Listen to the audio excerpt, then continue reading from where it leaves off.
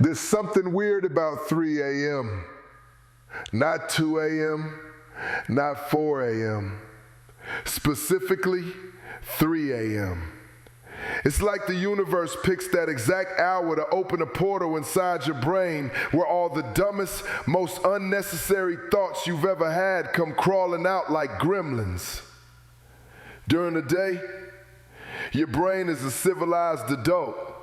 It pays bills, makes decisions, remembers to act normalish around other humans. But at 3 a.m.,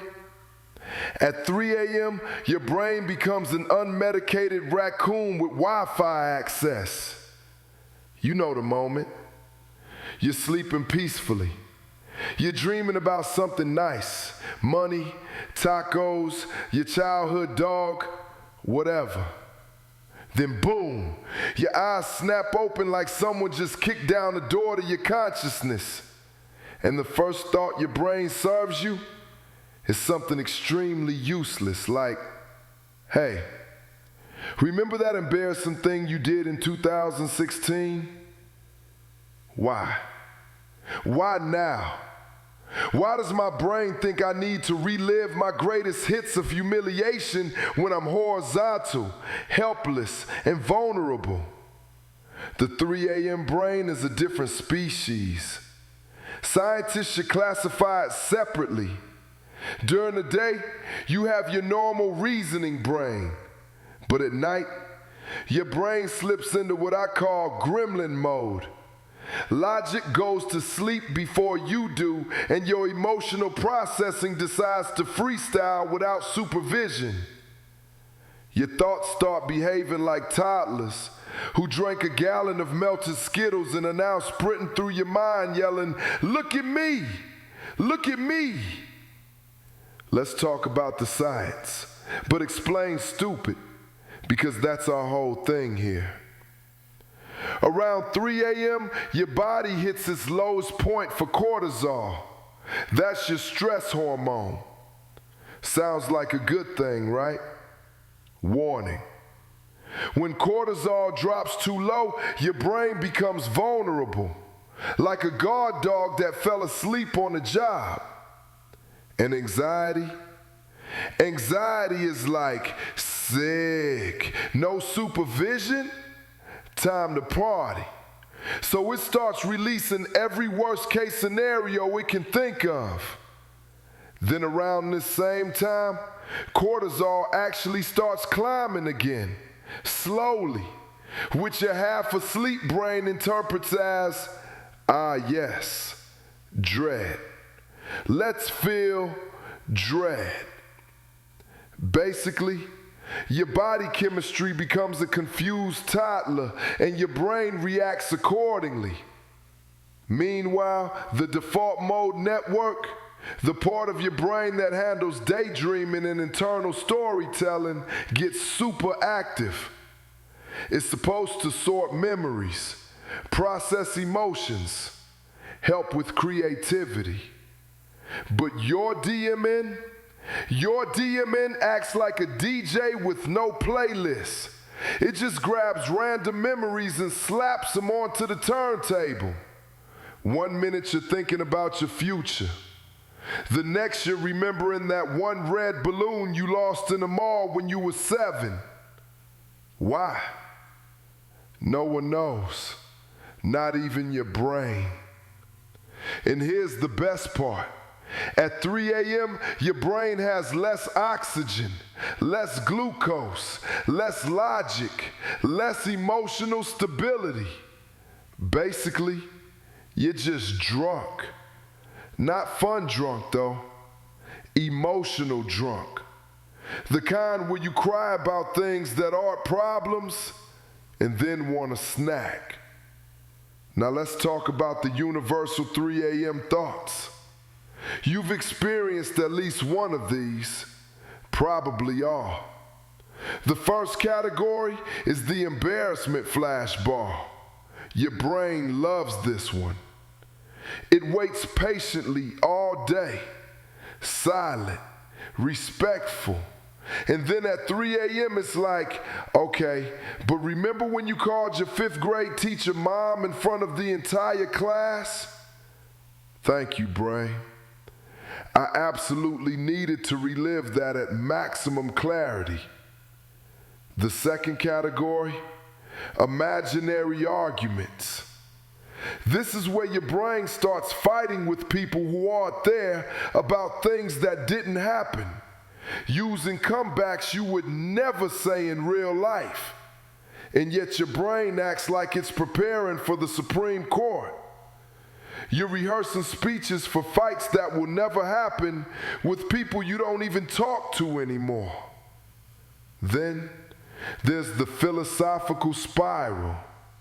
The moment you suddenly become the Wish.com version of Socrates. You start asking questions that should not be asked when you're half conscious. What is my purpose? Why does cheese melt but bread burns? What if I never live up to my potential? Who am I? Bro, you work at 7 a.m. This is not the time.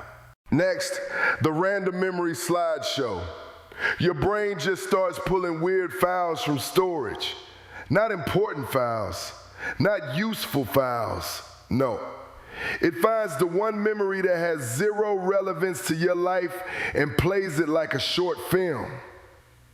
Remember the time in 2nd grade when a kid said you look like a potato? What am I supposed to do with this information?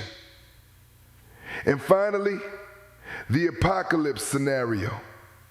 This is where your brain acts like it's auditioning for a disaster movie.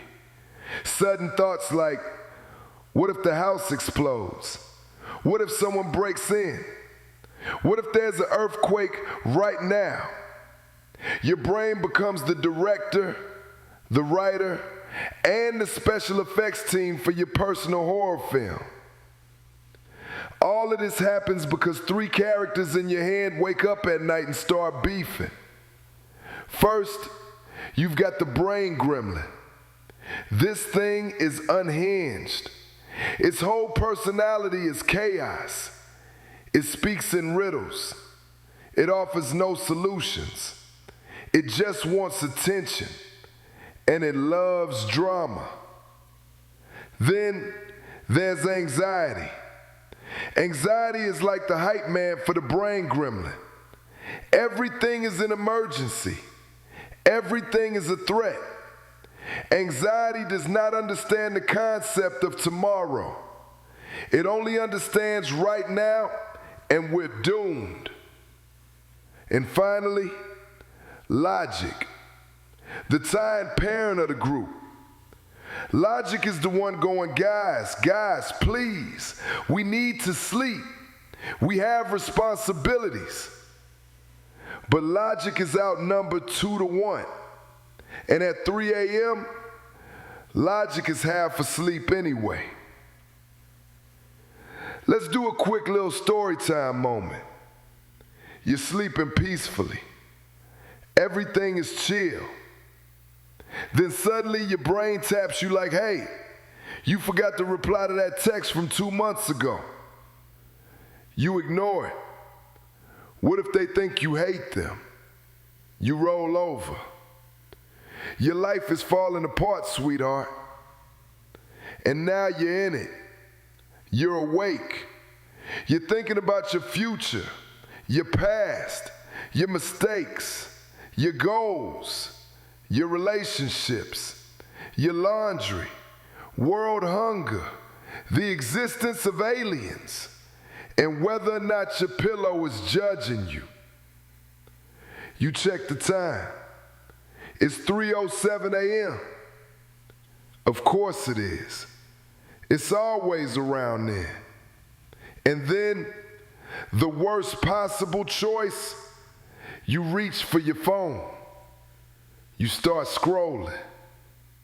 Congratulations. You're awake until 5.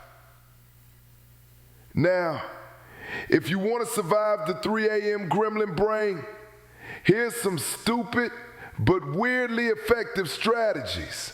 First, do not trust any thoughts you have after 2:59 a.m.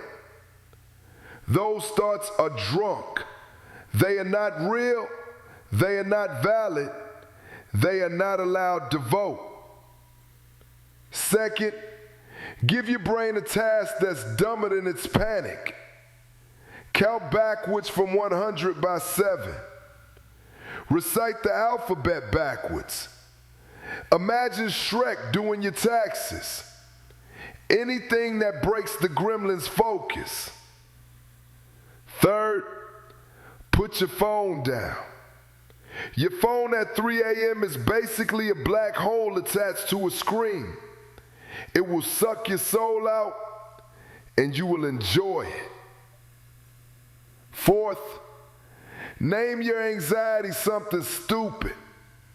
It is scientifically harder to be afraid of something named Gerald, Tiffany, or Pickles. Try it. It works. Fifth, don't fight the thoughts. Just observe them like you're at an aquarium watching weird fish swim by. Ah, yes. There goes another intrusive thought. Beautiful creature. Disturbing, but beautiful. So what's the final takeaway? Your 3 a.m. brain is not wise. It is not giving you deep truths. It is not showing you your real feelings. Your 3 a.m. brain is malfunctioning. It's a raccoon rummaging through your emotional garbage, holding up random trash like, is this important? Should we panic about this? And because you're half asleep, you go, yeah, sure, why not?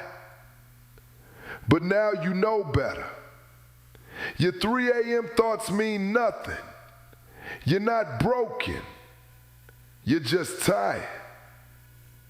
And the next time your brain wakes you up with some nonsense, just whisper back, bro, not now. Office is closed.